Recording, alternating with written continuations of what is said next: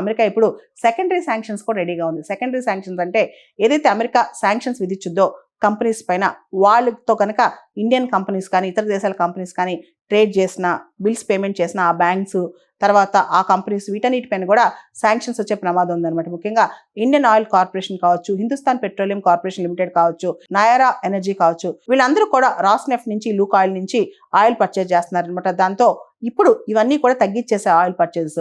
ఇది government policy కాకపోవచ్చు, కాకపోతే మన కంపెనీస్, బ్యాంక్స్ మాత్రం వాటిపైన సెకండరీ శాంక్షన్స్ వస్తాయన్న ఒక భయం మాత్రం బయలుదేరిందని మనకి ఇక్కడ అర్థమవుతుంది అనమాట. అయితే డొనాల్డ్ ట్రంప్ ప్రభుత్వం మనం కనుక గమనిస్తే చాలా సందర్భాల్లో అమెరికా అధ్యక్షుడు డొనాల్డ్ ట్రంప్ గత నెలలో అనేక మార్లు చెప్పుకొచ్చారనమాట. ఇండియా చెప్పింది రష్యా నుంచి ఆయిల్ కొనుక్కోవడం తగ్గిస్తానని, ఇండియా చెప్పింది అని చెప్పుకుంటా వస్తున్నారనమాట. కనీసం 5-6 సార్లు గత 2 వారాల్లో ఆయన మాట చెప్పారు. అయితే దీన్ని ఇండియా అఫీషియల్గా ఎక్కడా ధృవీకరించలేదు.